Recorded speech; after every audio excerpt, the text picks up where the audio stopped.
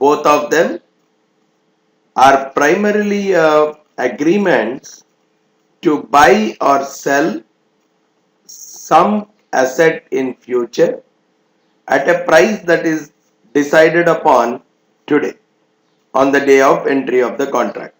The only difference being the futures are generally the contracts which are executed on an exchange, whereas forwards are those contracts which are executed between the two parties over the counter.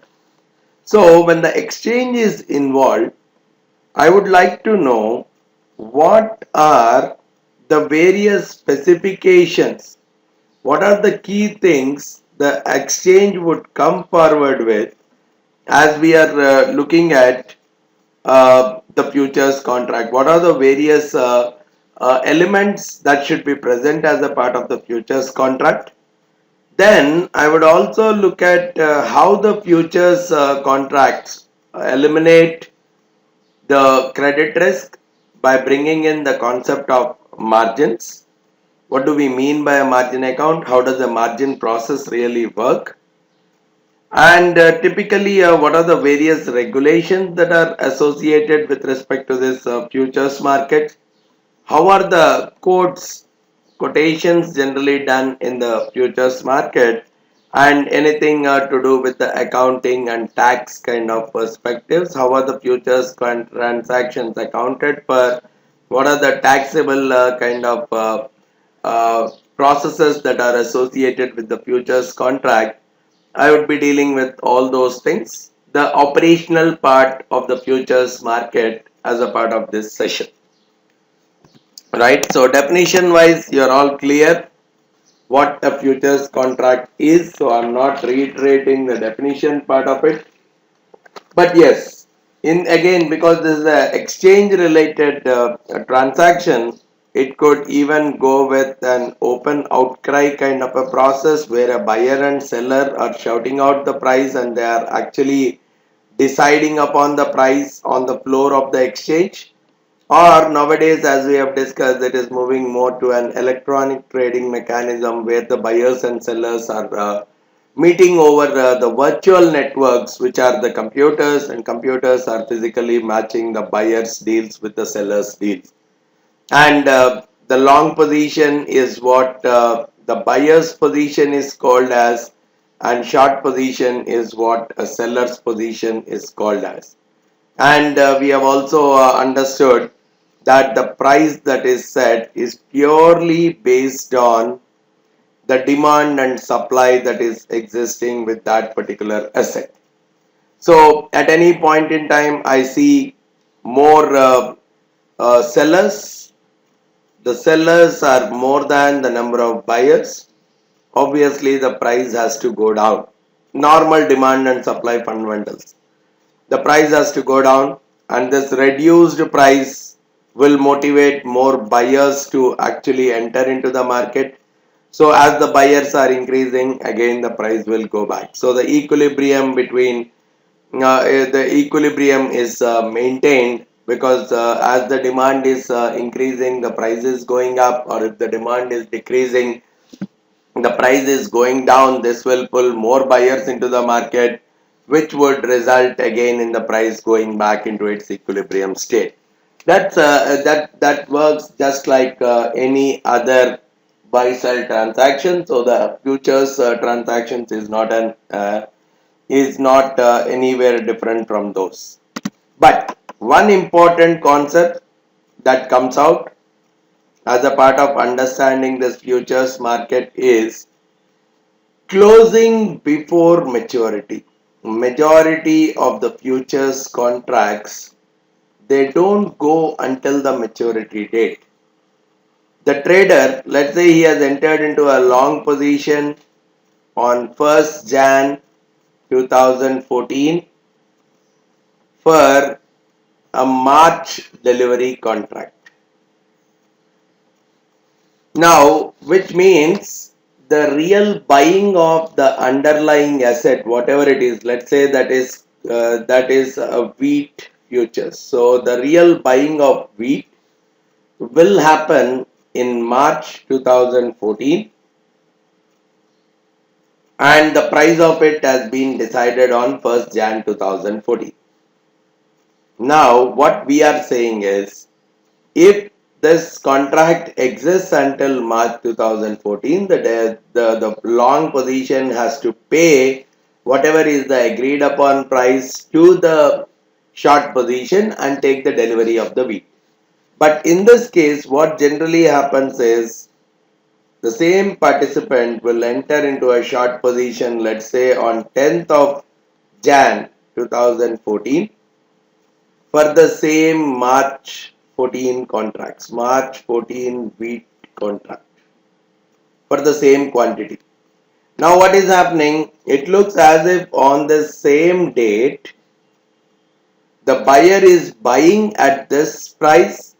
On the same date, he has got into a contract to sell it at this price.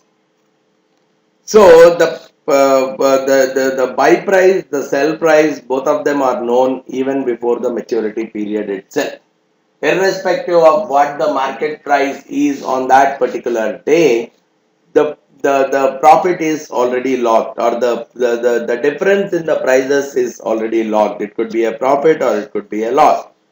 So this kind of situation where a single trader gets into both a long as well as a short position for the same maturity, for the same asset, for the same quantity,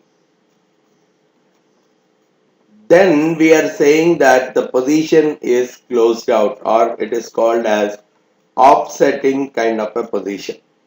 So in this case, there is really no need for any kind of a delivery, because the long is buying wheat from some location and he is selling wheat to some other location.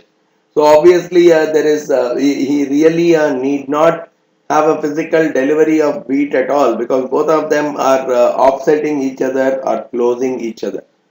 So before the delivery date, if a trader enters into the opposite position for the same quantity, same delivery date, we call that those positions are offsetted, means there is really no need for any kind of delivery.